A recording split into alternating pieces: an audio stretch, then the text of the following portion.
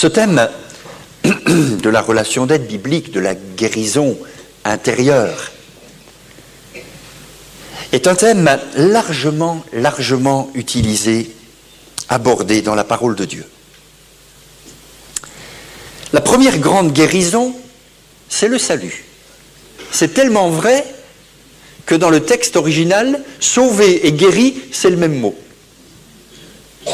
Donc la première grande guérison, c'est bien sûr le pardon de nos péchés, la paix que nous recevons quand nous donnons notre cœur à Jésus et que nous faisons la paix avec Dieu. C'est la première grande guérison que nous expérimentons.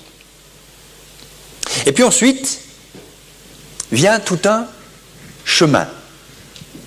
Et tout comme le bébé qui vient de naître a besoin de se fortifier, de devenir un adulte avant de prendre des responsabilités et de devenir un homme, une femme mature, eh bien dans la vie chrétienne, la conversion ne fait pas tout.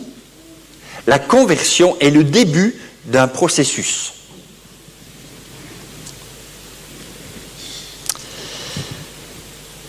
Quelqu'un qui est converti, c'est déjà essentiel évidemment, n'a pour autant pas résolu tous ses problèmes encore.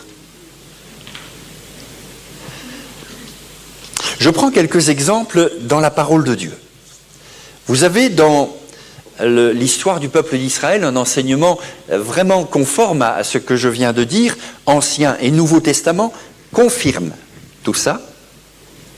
Vous avez un peuple qui arrive d'Égypte et qui est devant le pays promis et qu'il va falloir conquérir. Et ça commence avec, dans Josué chapitre 6, une ville qui fait barrage, Jéricho.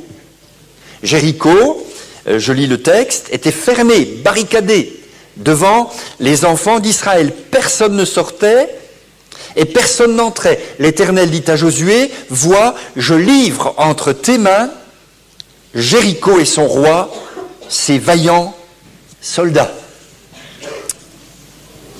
Mais dites-moi, une fois que Jéricho est tombé, et on sait comment, hein, et avec quelle puissance, et de quels moyens Dieu va se servir pour faire tomber la muraille. Alors les moyens de Dieu, moi je les admire. Hein. Poussez un cri le 7e jour et la muraille s'écroulera. Essayez, vous verrez, ça ne marche pas tous les coups. Hein. Mais là, ça a marché. Et là, Jéricho est tombé. Et une fois Jéricho prise, est-ce que c'était terminé ? Ce n'était que le début. Et j'encourage ceux et celles ce matin qui ont déjà vécu des victoires à considérer que ce n'était que le début. Dieu n'en a pas fini avec toi. Dieu n'a pas fini son œuvre en toi. Dieu veut t'émerveiller et t'amener plus loin encore afin que son œuvre vraiment puisse rayonner beaucoup plus. Un autre texte, par exemple dans Jean 8, verset 11, Jésus dit à une femme qui est pécheresse, surprise en flagrant délit d'adultère, il va lui dire, va et ne pêche plus. Et littéralement, on pourrait traduire, va et entre dans la paix. Entrez dans. Il y a une progression dans la paix. Il y a un chemin de paix. Vous savez qu'entre la prise de Jéricho et la prise de Jérusalem, il faut attendre d'être dans 2 Samuel. David. Vous vous rendez compte le temps qui s'est passé ? David, au chapitre 5, 2 Samuel 5, verset 6, le roi, donc David, marcha avec ses gens sur Jérusalem contre les Jébusiens, habitants du pays. Ils dirent à David, « Tu n'entreras pas ici, car les aveugles même et les boiteux te repousseront. » Ce qui voulait dire, David n'entrera pas ici. Mais David s'empara de la forteresse de Sion. Et n'oublions pas que Jérusalem veut dire cité de paix. Entre dans la paix. Plus tu empruntes ce chemin que je vais vous décrire ce matin, plus ta paix va grandir et même déborder de toi et bénir autour de toi. Est-ce que vous le voulez? Ou est-ce que vous voulez une vie chrétienne qui dise tout le temps, oui, Jéricho est tombé dans ma vie, merci Seigneur. Oui, je me suis converti, merci Seigneur. Mais je vous en supplie, ne soyez pas statiques, ne restez pas à la place du démarrage, mais empruntez le chemin, entrez dans la paix. Je lis aussi que dans Marc 8, 25, l'aveugle de Bethsaïda a été guéri progressivement. Et il a fallu 2 attouchements de Jésus pour que cet homme arrive à une complète guérison. Et puis je lis aussi dans Ézéchiel 47 que le prophète est conduit à entrer dans le fleuve. On a chanté « Plonge-moi dans ta rivière d'amour ». Mais il va y entrer progressivement. Et il va entrer progressivement dans la plénitude, on le comprend quand on fait un peu l'exégèse du texte, dans la plénitude de la vie de l'esprit, qui inclut aussi la guérison. Et l'eau va lui monter jusqu'aux chevilles, puis jusqu'aux genoux, puis jusqu'aux reins, puis il doit y nager. Encore là, une belle image de la progression qui est biblique, je crois, qui est voulue de Dieu. Et cette progression demande du temps. Pour en terminer avec les lectures, j'en aurai certainement d'autres encore après, mais je voudrais aussi vous lire ce que dit Paul aux Corinthiens, 2 Corinthiens, chapitre 10, à partir du verset 3. Si nous marchons dans la chair, la vie est une marche. La vie chrétienne est une marche. Et vous êtes, et je suis encore, dans un corps de chair. Donc si je marche dans la chair, je ne combats plus, nous ne combattons plus selon la chair. Car les armes avec lesquelles nous combattons ne sont pas charnelles, mais elles sont puissantes par la vertu de Dieu pour renverser des forteresses. Nous renversons les raisonnements et toute hauteur qui s'élève contre la connaissance de Dieu, et nous amenons toute pensée captive à l'obéissance de Christ. Je crois que c'est important de comprendre cela, parce que ce processus est en route, il est en marche, ne l'arrêtez pas, mais collaborez. Collaborez avec Dieu, collaborez avec son esprit, comprenez la parole de Dieu et engagez-vous sur ce chemin de progrès. Un nouveau converti, c'est un peu comme un Lazare ressuscité. Il sort de son tombeau, il est vivant. Seulement, il y a encore plein de bandelettes. Et le Seigneur dit à ses disciples, déliez-le et laissez-le aller.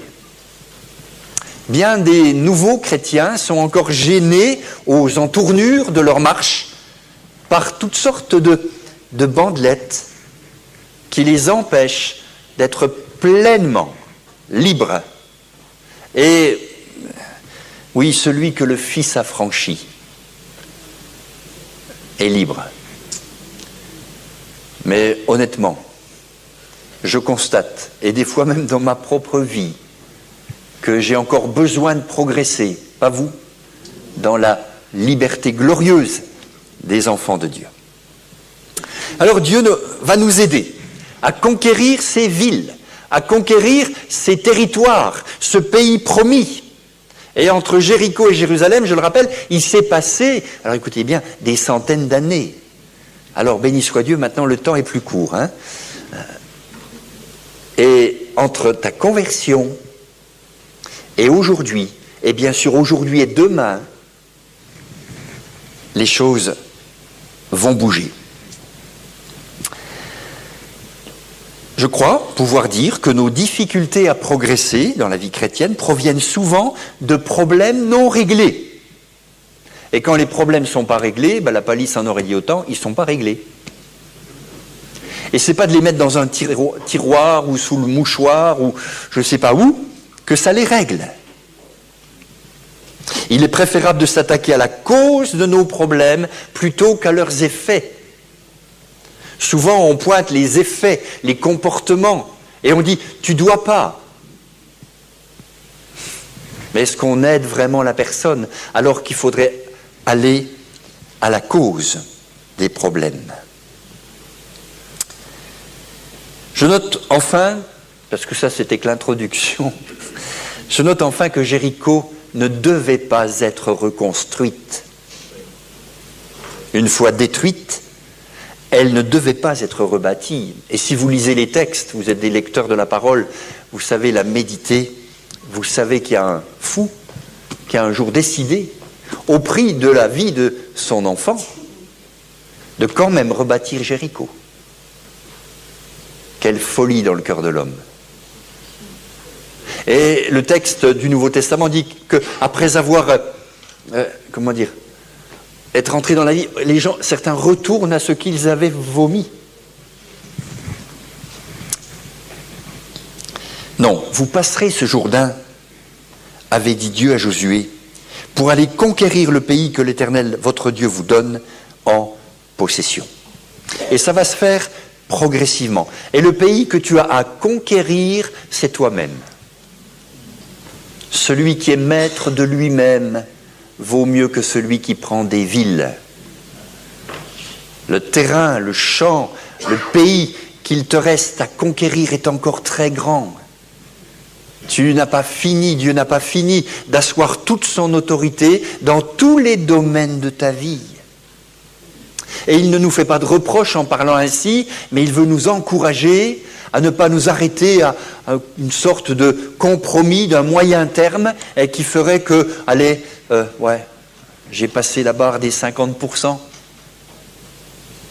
Non, le Seigneur veut vraiment nous guérir complètement, lui qui guérit les cœurs brisés, lui qui nous a affranchis pour la liberté. L'ennemi, lui, veut nous détruire. Jésus, lui, veut nous guérir.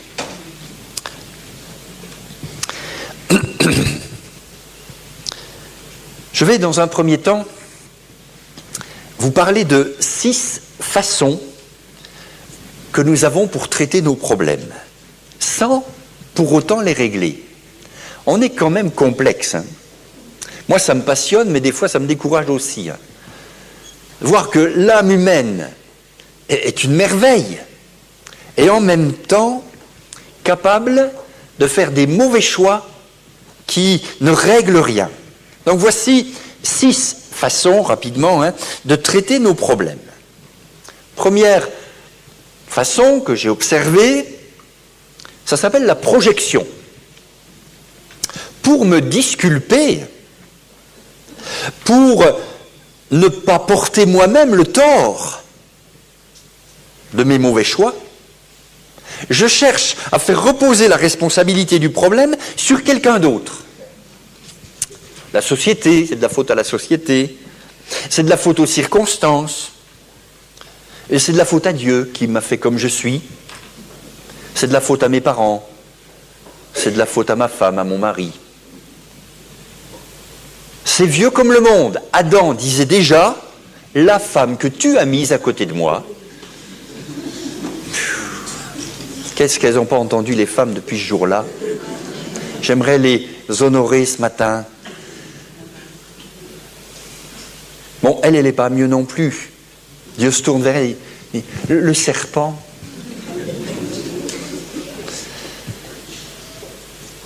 C'est jamais de notre faute. Ça s'appelle la projection.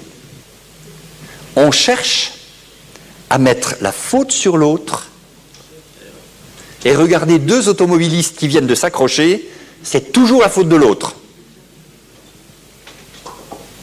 Il y a un homme très honnête à Golgotha qui dit, alors qu'il est crucifié à côté de Jésus, « Pour nous, c'est justice, nous recevons ce que nous méritons, ce qu'ont mérité nos crimes. » Voilà un homme honnête. Est-ce que ce matin, je peux faire un appel à l'honnêteté intellectuelle qui reconnaît que ce n'est pas l'autre, ce n'est pas de la faute de l'autre, c'est « j'ai péché ». Le premier don spirituel le rappelait.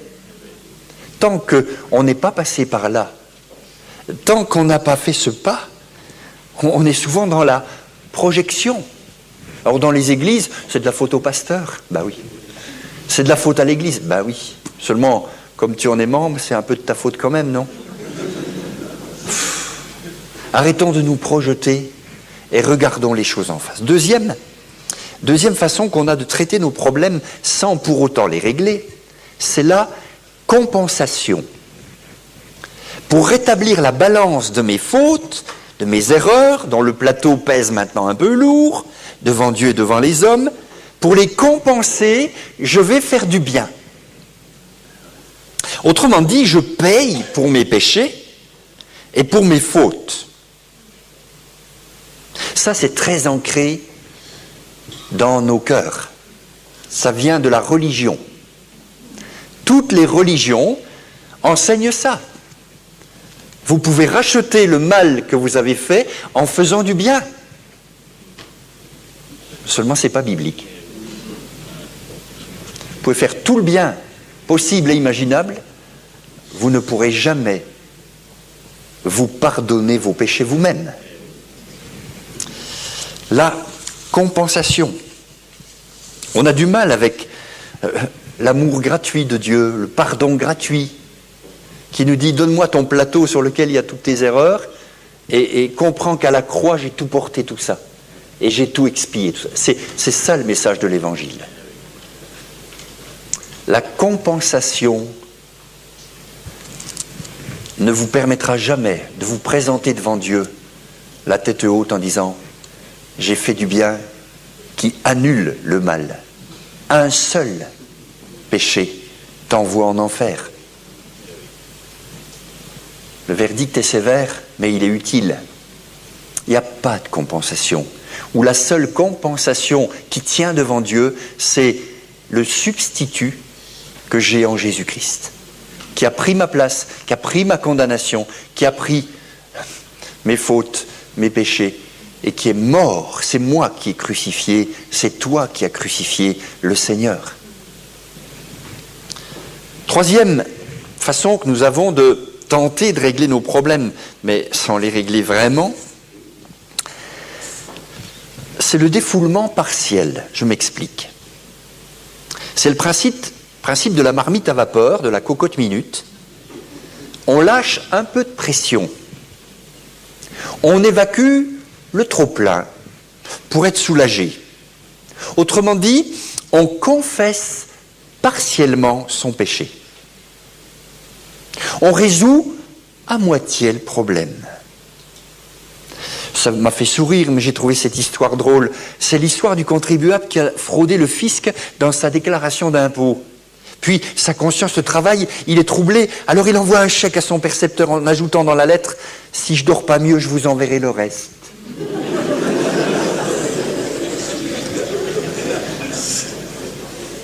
Voilà le défoulement partiel. Il soulage sa conscience en payant la moitié. Ça a mis la puce à l'oreille au percepteur quand même. Mettez-vous à sa place. Alors le défoulement partiel soulage à un moment notre conscience. Mais le problème n'est pas réglé et refera surface tôt ou tard. J'ai connu tout récemment l'histoire dramatique d'un couple où où le péché a été confessé à moitié. La femme n'était pas tranquille. Et de fait, quand le reste est sorti, ça a fait des dégâts terribles. Le défoulement partiel n'est pas une solution. Et la cure d'âme biblique, la relation d'aide biblique, ce n'est pas un traitement de surface, c'est un traitement en profondeur. Quatrième façon que nous avons d'essayer de régler nos problèmes sans les régler, ça fait déjà 4 moyens, hein. L'euphémisme. Alors l'euphémisme, c'est quoi ? C'est l'adoucissement d'une expression par l'emploi d'un mot plus favorable.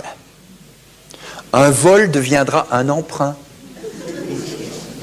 Un mensonge devient une exagération. L'adultère devient une liaison. Mes fautes sont dues à ma nature. Je suis comme ça. Qu'est-ce que je l'ai entendu dans l'église? Ça m'énerve un peu. Que les gens se cachent derrière des excuses pareilles. Pour dire, voilà, c'est mon caractère, c'est mes erreurs. Or, Dieu nous pardonne si nous appelons les choses par leur nom.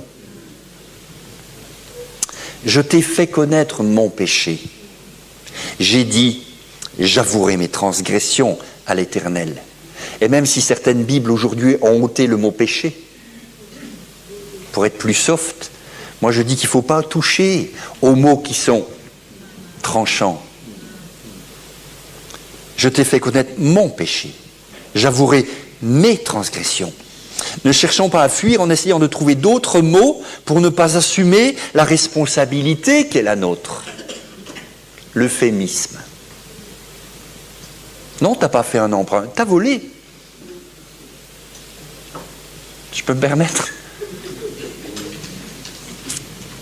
5e moyen qu'on trouve, vous savez, vraiment le cœur de l'homme est fort pour trouver des moyens qui ne sont pas de bons moyens.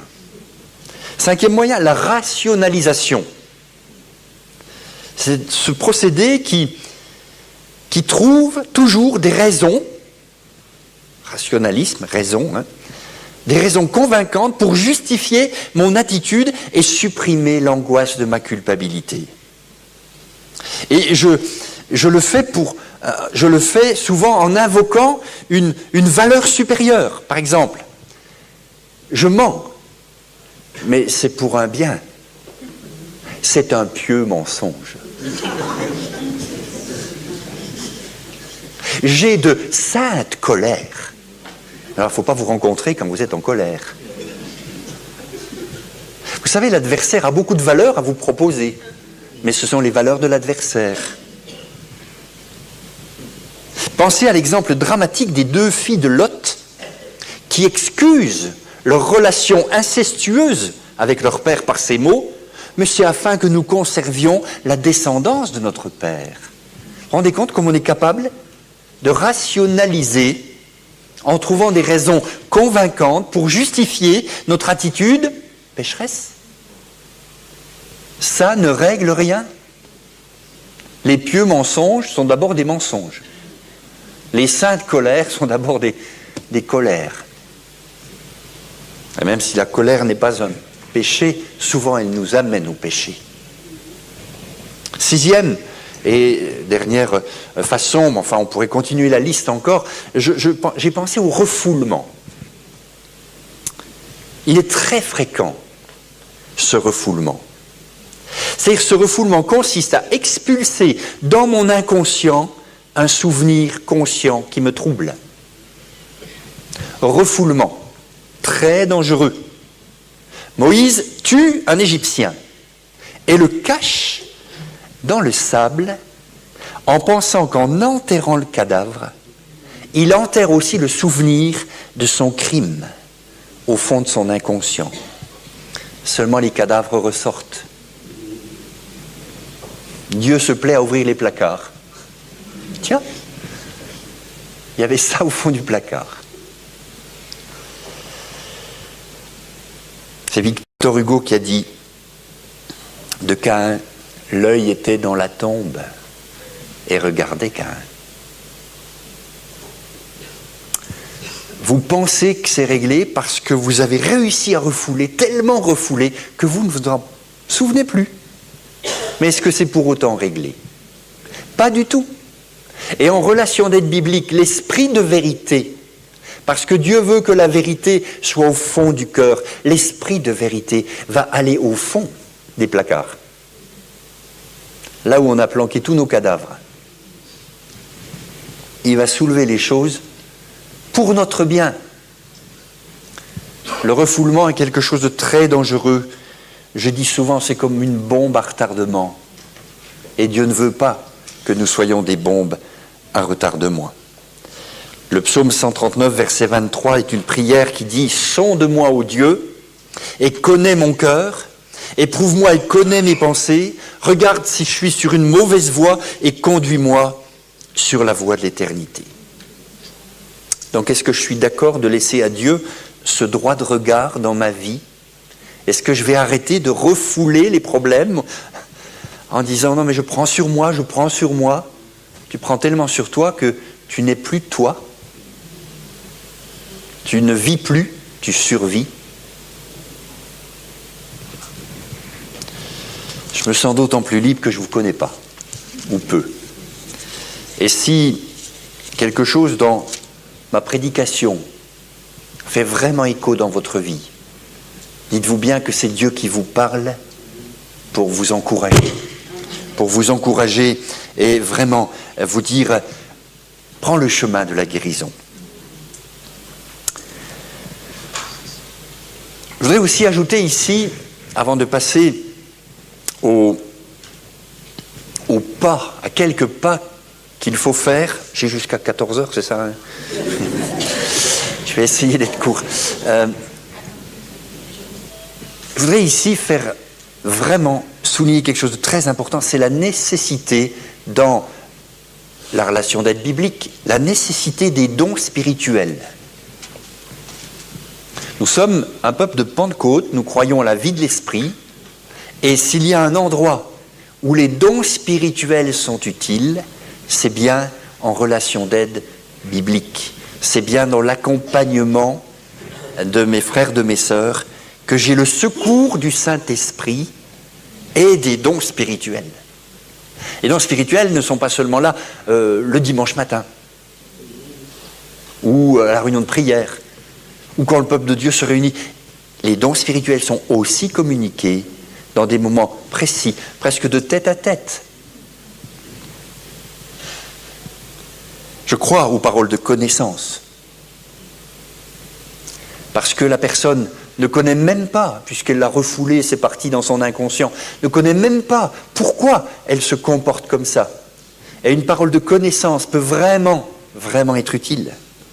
Je crois aux paroles de sagesse, parce qu'une fois que la connaissance est révélée, qu'est-ce que je fais avec ce qui est révélé? Il faut toute la sagesse de Dieu pour savoir comment faire avec ce qu'il nous a révélé. Je crois au discernement des esprits, parce que dans ce domaine, on vient bousculer l'adversaire. Et il faut absolument appeler un chat un chat. Je crois à la prophétie qui annonce les choses à venir et qui nous permet de voir, d'avoir vraiment enfin une vision pour notre vie demain. Recherchez ces dons, frères et sœurs. Mais surtout dans ce domaine de la guérison intérieure. Il va falloir pour certains plus de temps que pour d'autres. Certaines plaies se ferment rapidement. D'autres, je regarde mon poignet en vous disant ça, ont mis du temps, ça a mis plusieurs mois, surtout qu'on n'a rien fait pour que ça soit aidé, donc ça s'est refermé tout seul, mais ça a mis des mois. Et je pouvais pas toucher l'endroit. Aujourd'hui, je peux taper dessus, j'ai plus mal. Mais il a fallu du temps. Et nous, peuple de Pentecôte, on est des gens impatients. On pense qu'avec une imposition des mains, ça va tout régler. Je suis désolé, je crois à l'imposition des mains aux malades. J'ai vu des guérisons physiques extraordinaires. Mais je peux vous dire que dans le domaine de la guérison intérieure, c'est sur un chemin que Dieu nous amène. Et que pour certains, ça mettra 3 semaines, pour d'autres 3 mois, pour d'autres 3 ans. Mais ne nous comparons pas. Ne disons pas que ceux qui mettent 3 semaines sont meilleurs que ceux qui mettent 3 ans. L'important, c'est d'être sur le bon chemin et d'avancer. Donc je ne crois pas non plus que c'est quelque chose qu'il faut faire toute sa vie, se regarder le nombril à l'infini. Dans la relation d'aide biblique, j'aime à le dire, ce n'est pas l'homme qui est au centre, c'est Christ qui est au centre. Nous plaçons Christ au centre et nous regardons à lui. Et en le contemplant, nous sommes transformés en la même image par le Saint-Esprit. Donc, qui guérit ? C'est pas moi, c'est pas le service visite ou le service relation d'aide, c'est Dieu qui guérit. C'est Dieu qui guérit. Mais il peut utiliser des hommes, des femmes pour nous guérir. Et je crois qu'il y a des chrétiens mûrs, équilibrés, expérimentés, qui sont appelés à ça et sont là placés dans nos églises pour être des agents de guérison. Et béni soit Dieu quand le ministère principal peut déléguer en toute confiance un travail de visite et de guérison à d'autres frères et sœurs qui vont porter la charge avec lui. C'est ce que Jéthro a dit à Moïse. Ce que tu fais n'est pas bien, tu fais tout seul. Tu vas mourir et puis tu vas aussi les épuiser. Il y avait une file d'attente, pire que dans le cabinet médical d'Aline. Hein. C'était quelque chose d'impressionnant. Et Jéthro, il voit ça, il dit, mais du matin au soir, choisis des hommes. Et puis, je mettrai de l'esprit qui est sur toi sur eux. Et puis, vous porterez ensemble. Je suis biblique ou pas ? C'est écrit ou pas ? Vous pouvez me découper en morceaux, chaque morceau vous dira que c'est biblique. C'est biblique. On a trop réfléchi avec des pyramides dans la tête, en disant « le pasteur ». Mais la parole de Dieu dit autrement. Et on voit que le Seigneur les envoyait 2 à 2. Et qu'il y avait des ministères, 5 en particulier, qui étaient complémentaires.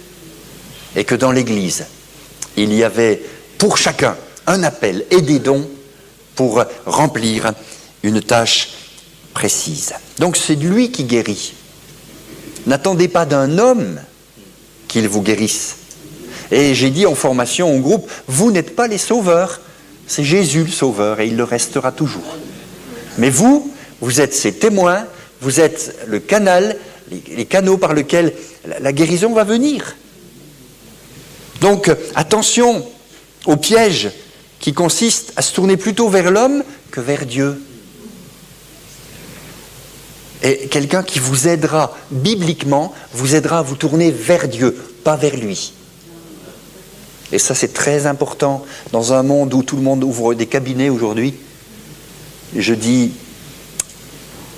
est-ce qu'on nous invite vraiment à nous tourner vers le Seigneur ? Ou est-ce qu'on est devant une offre commerciale ? Je crois que la parole de Dieu rappelle ces choses et c'est utile. C'est le Saint-Esprit qui fera son œuvre, c'est lui qui nous aide dans notre faiblesse, car nous ne savons pas prier efficacement, nous ne trouvons pas les paroles justes. Alors l'Esprit lui-même intervient et plaide en notre faveur, celui qui intercède en nous, sans parole, dans ces soupirs qui montent du plus profond de nos cœurs. C'est l'Esprit et Dieu qui lit dans les cœurs, qui scrute les pensées les plus secrètes, comprend le langage de l'Esprit. Il connaît ses aspirations, il sait discerner le sens de ses soupirs, car l'Esprit intercède pour nous, son peuple, en harmonie avec la volonté de Dieu. J'ai un peu lu dans une version différente, mais vous avez reconnu Romains 8, versets 26 et 27. Le Saint-Esprit est la parole de Dieu. Les deux jambes de notre action. Parole de Dieu qui est pénétrante jusqu'à partager âme et esprit. Dieu peut nous montrer des choses très précises. Un peu comme Nathan qui vient trouver David et qui lui dit, ben voilà le problème, tu es cet homme-là. Parce que David venait de se mettre en colère contre l'homme du récit de Nathan. Et Nathan dit, tu vois, c'est toi.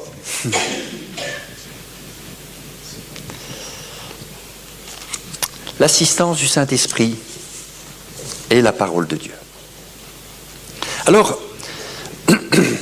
pour commencer le chemin, et franchement, je souhaite que toutes et tous ici, vous preniez ce matin la décision de guérir. Prenez la décision de guérir. C'est étonnant comment Jésus s'adresse aux malades. Veux-tu être guéri? Je dis, Seigneur, t'as pas vu le problème? Il est boiteux, hein? Ou il est aveugle, hein? Et tu lui demandes s'il veut? Mais pourtant, Jésus a raison de poser la question. Il en appelle à la volonté. Et même si l'homme dit, je n'ai personne pour me plonger dans la piscine, la question, elle est bonne. Et je vous l'adresse. Au fait, tu veux être guéri ou tu veux rester comme ça? Veux-tu être guéri? C'est un choix. Et le principe du choix est largement biblique, fondé bibliquement. C'est par des choix que nous dessinons notre vie. Le vrai choix vient d'une réflexion, et je pense que ce matin, on est tous en train de réfléchir. Je vous sens très attentif, et je remercie le Seigneur de votre capacité d'écoute ce matin. C'est parce que vous êtes en train de bien réfléchir. Mais s'il vous plaît, posez un choix maintenant.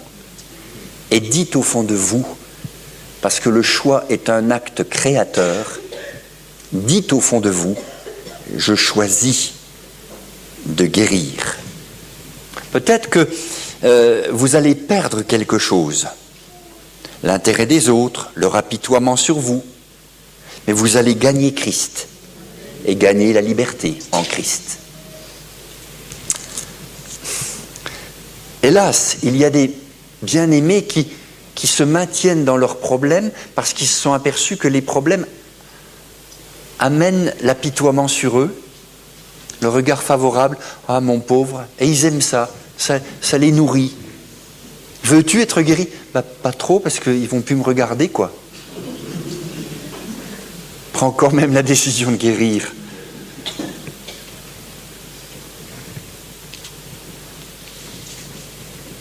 Enfin, et avant de passer à la dernière partie de ce matin,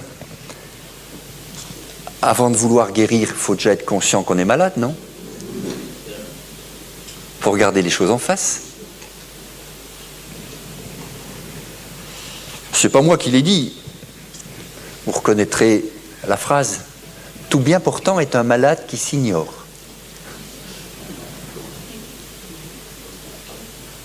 Si vous venez me saluer à la sortie en disant « Moi, je ne suis pas concerné », je vous invite à prendre l'enregistrement et à le réécouter jusqu'à ce que ça rentre. Mais on a tous besoin, moi aussi. Un proverbe chinois dit « Le plus long voyage commence par le premier pas ». Vous savez, on peut parler longtemps, on est assis sur notre chaise à l'église évangélique, on parle du voyage, de la guérison intérieure, mais le premier pas, quand est-ce que tu vas le faire? Le premier pas, c'est maintenant.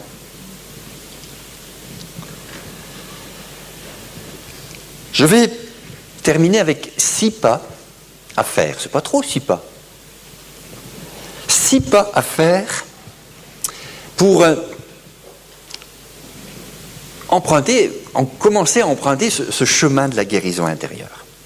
Premier pas, fais face à tes problèmes. Fais face. Je crois vous l'avoir dit, ce que tu fuis te poursuit, mais si tu fais face, ça s'efface. Faire face. Maintenant, je veux être guéri. Est-ce que la conversion n'est pas un demi-tour? Est-ce que tu ne pourrais pas ce matin te convertir et dire « je fais face ». C'est une forme de conversion. Faire face. J'ai compris toutes les ersatz, toutes les façons de ne pas régler finalement les problèmes. J'ai compris. Je me suis reconnu. Je décide maintenant, mon premier pas est celui-là, je fais face. Deuxième pas, prends conscience de l'amour de Dieu. Dieu t'aime. Il est en train de te parler, il est en train de t'appeler. Et alors peut-être que tu allais dans la mauvaise direction, il est donc derrière toi et il t'appelle par ton nom. Il t'appelle par ton nom et il t'aime. Prendre conscience de l'amour de Dieu. Il nous aime.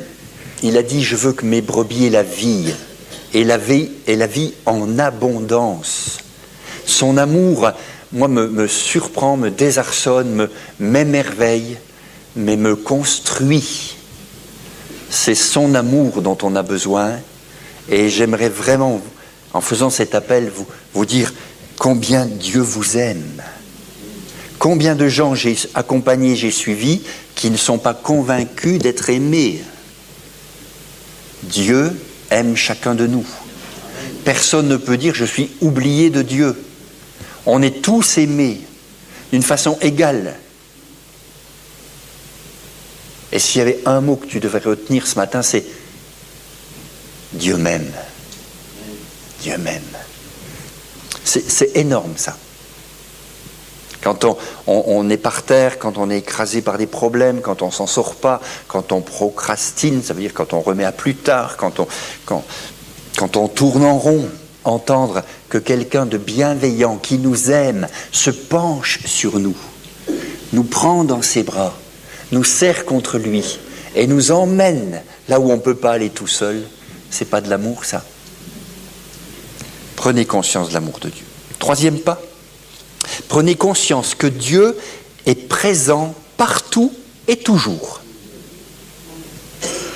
J'ai des fois l'impression que dimanche matin on dit oui, Dieu est présent.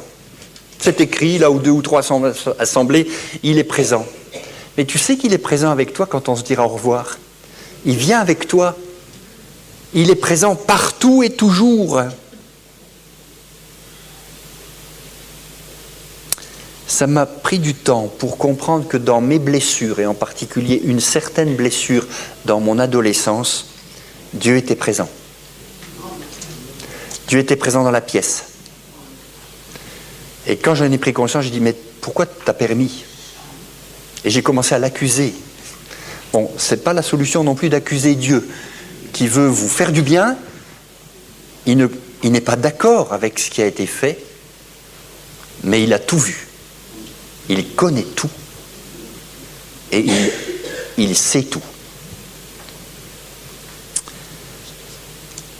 Dieu est présent, pas seulement ce matin, mais quand tu vas rentrer chez toi, quand tu vas fermer la porte de ta chambre, quand tu vas aller au boulot demain.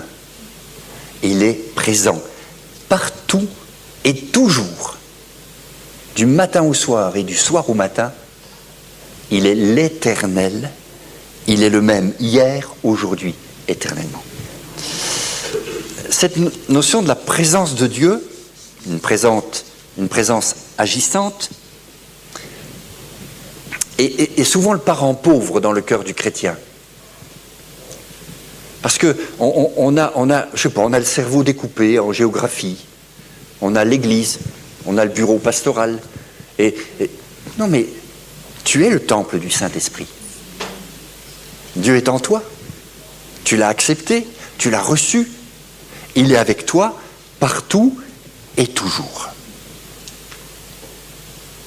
Pourriez prier ceci, Seigneur, j'ai besoin de prendre conscience que tu étais là, que tu étais présent quand j'ai été blessé, que tu n'étais pas absent. Je ne t'ai pas vu, mais moi j'étais complètement aveugle, alors que toi tu étais là. Moi ça m'a beaucoup aidé de comprendre que il était là, et en plus tard il m'a dit, ils m'ont fait la même chose. J'avais un sauveur qui me comprenait, et dans ses blessures, mes blessures étaient guéries. Quatrième pas, vous devez avoir les yeux sur Jésus. C'est lui, je le disais tout à l'heure, le centre. Les yeux sur Jésus. Et un bon accompagnant, écoutez-moi tous les frères et sœurs qui se forment en ce moment, un bon accompagnant met les yeux, oriente le regard vers Jésus. On peut amener personne à la guérison. Et toutes les formations, aussi bonnes soient-elles, tous les moyens, toutes les techniques, aussi utiles soient-elles, ne guérissent personne. Mais c'est quand le regard de Jésus qui s'est posé sur Pierre, qui venait de renier, que Pierre est sorti pleurer amèrement et que le processus de guérison a commencé. Mettons les gens au contact de Jésus, les yeux sur Jésus, parce que c'est lui qui guérit. Les yeux sur Jésus, parce que c'est son amour dont on doit être rempli. Les yeux sur Jésus. Moi, je voudrais disparaître là maintenant. Si je pouvais faire comme Mimi, l'ange gardien là. Je disparais et il y a Jésus. On ne le voit pas, c'est ça un peu la difficulté. Hein. Mais vraiment, mettez vos yeux sur lui. C'est lui qui est le bon samaritain, c'est lui qui met l'huile et le vin, c'est lui qui vous prend sur la monture, c'est lui qui vous amène à l'hôtellerie qu'est l'église, c'est lui qui paye pour que s'il y a des dépenses supplémentaires, voilà, ce ne soit pas à charge à l'église. Enfin, je vois ça d'une façon émerveillée. C'est Jésus qui guérit. Cinquième pas, c'est un pas de cicatrisation. Alors la cicatrisation, je l'ai dit tout à l'heure, c'est suivant la profondeur de la plaie, c'est suivant la blessure, c'est suivant l'impact que ça a eu sur nous. Mais la cicatrisation est un pas dans la guérison, un pas essentiel. Regardez le bon samaritain, il nettoie les plaies et puis il protège la plaie avec des bandes. Et la guérison, l'expression biblique pour en parler, c'est ta guérison germera promptement. Et un germe, c'est tout petit. Un germe, c'est pas grand-chose. J'ai aménagé quelques carrés potagers près de chez moi sur mon terrain. Et j'ai mis les premières graines. Ben, c'est pas grand-chose, hein. Il paraît que ça va donner des potirons. Mais pour l'instant, ne méprisez pas les petits commencements. Et quand la cicatrisation commence à se faire, faites très attention à ne pas soulever la bande. Alors qu'est-ce que tu as ? Un peu de tact, un peu de respect, un peu de temps. Et on a du mal avec le temps. On est pressé. On veut que le Seigneur fasse vite. Et le Seigneur, il prend tout son temps. Des paroles apportées par le Saint-Esprit, des paroles de la Bible qui sont vraiment adaptées à la situation, vont venir cicatriser la blessure. Et puis sixième et dernier pas, mais enfin, pour ce matin, on pourrait continuer à l'infini, parce que marcher sur ce chemin, c'est formidable. Je ne peux pas vous quitter sans vous parler du pardon. Sixième pas, le pardon. On pardonne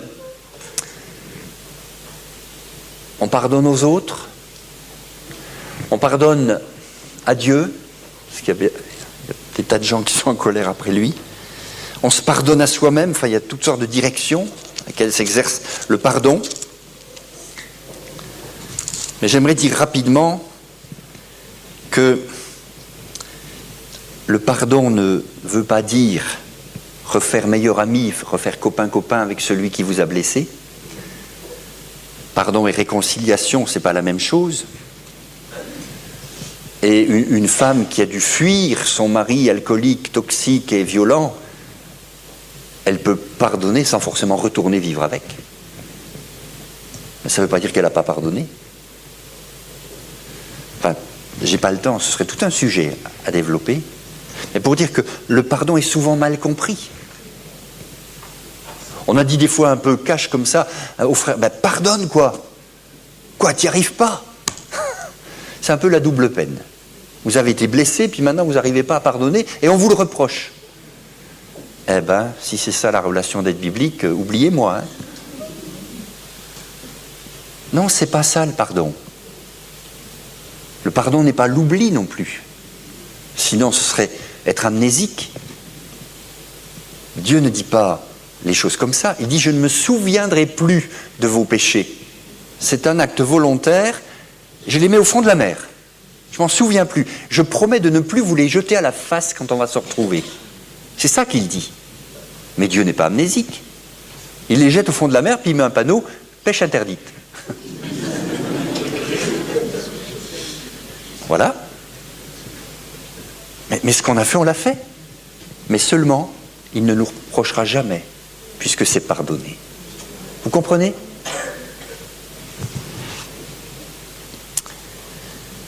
Je crois que j'en ai assez dit, qu'il y a suffisamment de choses pour que l'on puisse être nourri. Vous savez qu'un repas, faut pas trop forcer. Hein. J'appelle à la modération ce midi, autour de la table, mais j'appelle à la modération dans l'Église aussi, parce qu'on ne peut pas tout manger la Bible en un culte. Hein.